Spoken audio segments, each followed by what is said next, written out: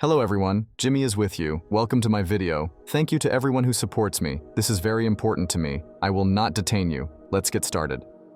First story from the user, Fox Off Death. Let's listen. Hi everyone.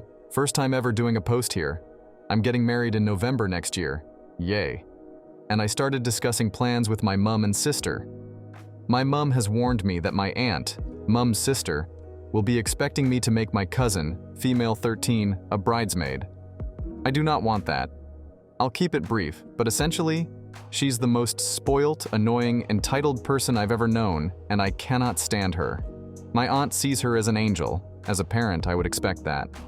And is very family-oriented, believes family should be involved with everything. Now I should mention my aunt is a really kind and caring woman and I love her, but I cannot tolerate her kid. There's no question about it. I'm not making her a bridesmaid. I've already picked them out. My mum said my aunt will be heartbroken. She is a very sensitive person, but she backs my decision. I'm sure I'm a horrible person for not allowing this, but would I be in the wrong? Also, I want advice from anyone who reads this. How do I go about telling my aunt this decision with as minimal damage possible? I don't want to be the person causing a rift in the family because I upset someone. Thanks in advance. Author update this story. My aunt has now been finally told of the outcome, and I wasn't there for the damage. I was sitting at home when I got a text from my mum saying my aunt has now finally asked about if her daughter, now 14 female, can be a bridesmaid. My mum was going to tell her that I hadn't decided on bridesmaids yet when she felt enough was enough and told her she wasn't and gave her the reasons for it. Now we couldn't tell my aunt the real reason I don't want my cousin as a bridesmaid, as that would not go down well. But there were other concerns, as she is terrified of rain, seriously, and won't go anywhere if there's clouds and/or raining, and with it being a November wedding, that's something to consider. She doesn't like being around people she doesn't know, which would be half the guest list, and it'll be loud, so she may freak out and have a meltdown. At least if she's a guest, it's less pressure for her, and my aunt can take her out if needed. Apparently my aunt went silent, then walked outside. My mum followed to see how she was, and of course she was very upset, but she said she understood. I now very incredibly guilty that my mum had to take the blow for that instead of me. I was even preparing myself for that conversation, but it was out of my hands. My mum said it's fine, as it had to be told eventually. My mum recommended next week when we go see them that I go along with some flowers and apologize for upsetting her. I agree with going with her. Not so much about apologizing, as I didn't really do anything wrong, but I can try to help any damage done. There may be another update, depending on how next week goes. Thanks for reading if you get to this point. Hi everyone again. First of all, thank you to everyone who helped me with their comments with my last 2 previous posts. This is a very minor update, but I finally got the courage to speak to my aunt today and able to place a boundary. I didn't do the flowers thing. It went a lot better than expected, and my aunt said she completely understood, and it's my wedding, so it's my decision.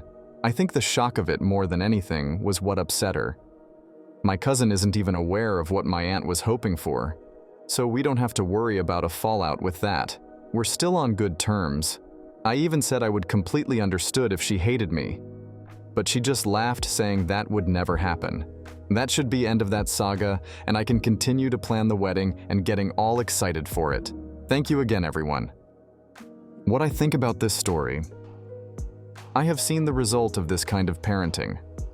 I empathize with why one would want to protect their neurodivergent child from the hard parts of the world. But going overboard can really undermine someone's ability to get their needs met in an effective and pro-social manner. In this case, the child's parents want her to have normal experiences, but through an unwillingness to set boundaries, they have unwittingly severely hindered the development of skills that would enable their daughter to have those experiences. Let's check the user's comment and OP replies. From your description, it sounds like cousin is autistic. In that case, it is doing her a favor by not putting her in a position which would be torture for her. The things that you described aren't someone being bratty, and I know you can't diagnose over a few sentences on a post. But if you can think of cousin as someone who is not acting out because of entitlement, but because she gets overwhelmed and can't cope, it might improve your relationship. Your aunt is probably sad because she wants normal life experiences for her daughter. It sounds like she is not mad at you, but disappointed that her child is not able to do things that others are. My son was not diagnosed until he was about 12 because, at that time, they did not recognize a spectrum and he could speak and do things. There was not a lot of help or information in the 90s. I feel so bad now about making him go out to events, thinking it would help him overcome his problems, when in reality, I was just making him do things that were painful for him. If your aunt has not gotten her any professional help, maybe you can show your mom this and she can find a way to talk to her about professional help. It is tricky because it can come across as criticism or saying there is something wrong with their child, but it would absolutely be in your cousin's best interest. Let your mom handle it when she feels the timing is right though, as you have enough to deal with now. You're right, she's got Asperger's, and she was diagnosed with it back when she 4 or 5, I think. She does get support for it, and I would definitely agree that she probably wants her to experience normal events.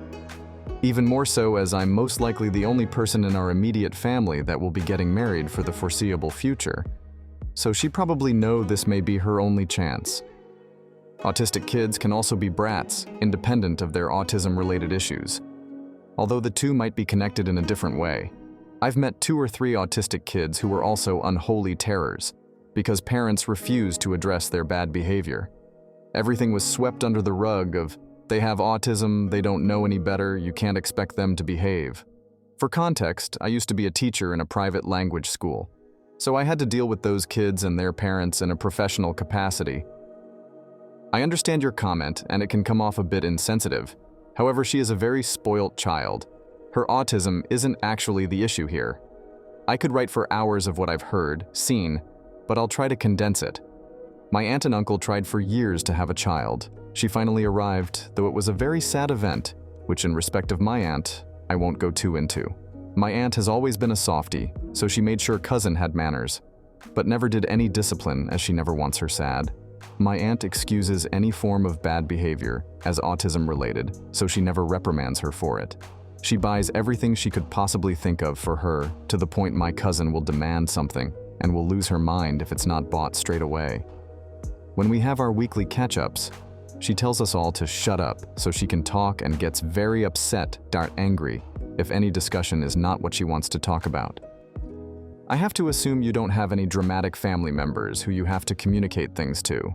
With some people, even when you communicate something that is of neutral emotional value, they create an emotional value. And this is doubly true when it's surrounding an event of high emotional importance. Recent example for me. My dad was sick for about a month and recently died. Just before he died, my siblings and I learned that he and my mom had no funeral plans in place. No idea where they wanted to be buried, no plot already owned, nothing. At age 87, nothing in place, though they do have a will. Telling certain family members that just in case, they ought to have funeral plans, and in my opinion should have had them 20 years ago, though I didn't say that, caused them to push back that we won't need those for another 3 to 5 years. I found it to be very odd, because having funeral plans when you're 30 is a pretty good idea, since you could die in a car wreck. And the value of it is in making everything easier for your loved ones, and not having to force people to make decisions during all the emotions of a death in the family. But no, you can't even think about it because no one ever dies and we're all immortal, I guess. I suppose death is a hard-ass example, since there are few things people are as emotional about as that. But, I don't know. Weddings seem to bring out a similar level of heavy, baggage-filled emotions from certain people. Second story from the user, special invite, let's listen. So I, 21 female, have been on an induction course for a new job since Monday. I applied for the job with my best friend of 10 years. We applied for different roles, so we will be working in different departments. On our induction course, there's around 40 potential new hires. It is a huge national company. We were put into groups of 8, which rotated. In our group is a guy, 20s male. He is very attractive and has a super chill vibe. I like his energy a lot. On the first day, my friend was put into a group with him. My group had been set up improperly, so they asked one of us to move, and I offered so I could be with my friend. Most of that day, he spoke to my friend, because she was sat next to him, though their conversation seemed stiff if I'm being honest. The next day, I got put in a group with him, but my friend didn't and we got on well. Yesterday, my friend told me she had a crush on him, and I said, OMG, same. She gave me a weird look and said, but you have a boyfriend, which is true. We have been together for 2 years, and he is lovely. I told her it's fine. I'm never going to act on it because I'm not a cheat and I love my boyfriend. Today, I was again put in a group with him and my friend wasn't. Me and him spoke because we were sat next to each other, assigned seats. I could see my friend watching us the whole time. I haven't flirted with him in any way. We just got to know a little about each other. During the first break, my friend pulled me to the side and asked why I spoke to him so much. I said it was just because I was sat next to him. She said, you seem like you're laying it on thick. Slang for trying to seduce someone. I told her, no way, she knows me and I'm not like that. She just said, right, with a bit of an attitude. I felt uncomfortable, so I tried to change the subject by asking her if she wanted to go for a smoke and offered her a cigarette. We went to the designated smoking area, and he was there. All of the seats were taken and he saw us standing and offered my friend his seat. She said, aw, thanks, and then gave me a smug look and sat in his seat. But he came and stood next to me, and her face dropped. He spoke to me a little, and I could see her glaring at me. When we got back from the break, he went to the toilet, and my friend went up to one of the managers and spoke to her.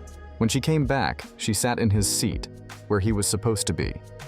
She had asked to be moved to our group, and they said yes, and she decided to sit between me and him. When he got back, he sat down, and she spoke to him. But again, the conversation seemed stiff. My friend isn't the most outgoing person, and definitely has a more mysterious and reserved sort of vibe. The guy also has the same vibe, so I think that is why their chat seemed really dry. After today's session, she seemed really disheartened by it. At the end, they gave us our job roles, and I was put into the role I applied for, and so was my friend. The guy had originally applied for my friend's role, but was deemed multi-skilled and offered a role in 2 departments with a higher pay offer. He was put into both mine and my friend's role. He is with me 2 days a week and her 3 days a week. On our way home, my friend was really quiet. I tried to cheer her up, but she said, don't act all innocent, you know what you've done. I was genuinely confused. And then she blamed me for him accepting the new offer because he wanted to spend time with me. I said to her he probably just did it for the extra $5K a year. She denied that and said it was because I was all over him and that I should be ashamed of myself, and started going on about my poor boyfriend. I said she heard us talk and to tell me one inappropriate thing I did. The only thing she could come up with that I had asked for a puff of his vape? I told her that was ridiculous. But she said that by admitting my crush on him out loud to her, I spoke it into existence, and it was no longer just a thought in my head, and I had manifested it. I am a little bit of a superstitious person, star signs and crystals LOL, and now I'm wondering if I am wrong for saying it out loud. Author update this story. So this morning on the drive to work, my friend apologized for her behavior, said she overreacted, and was just feeling insecure, because this is the first time a guy hasn't been interested in her, and she didn't know how to react and took it out on me. I told her I genuinely wasn't even into him like that, and crush was the wrong word to use. I told her all I meant was, he's good looking and good to talk to, but that I had no real romantic feelings towards him, and just used the wrong words when rushing to agree with her. She gave me a cuddle, and we laughed about it. She asked if I could talk to him, and maybe discreetly see if he would be interested in getting to know her a bit more in a romantic way. I said of course, and did just that. And he has a girlfriend. So this whole little drama was all for nothing in the end anyway. When I told her, she burst out laughing, and said that serves her right for being cringe. Everything is all good. Thanks for all your responses, even the unhinged ones. What I think about this story. I just read your other post and I don't really think you did anything wrong. The vape sharing thing might have been much, but it seems like that's all it really was to you, vape sharing, not some intimate pseudo-kiss. The word crush doesn't always have to be so extreme. The only way I'd say you're in the wrong is if you felt like you would cheat if he made the move or made you feel special. But there's nothing wrong with finding someone attractive and even enjoying conversing with them. Thanks to everyone who watched to the end. I am very grateful to you for your support. See you today in the second video. Bye-bye.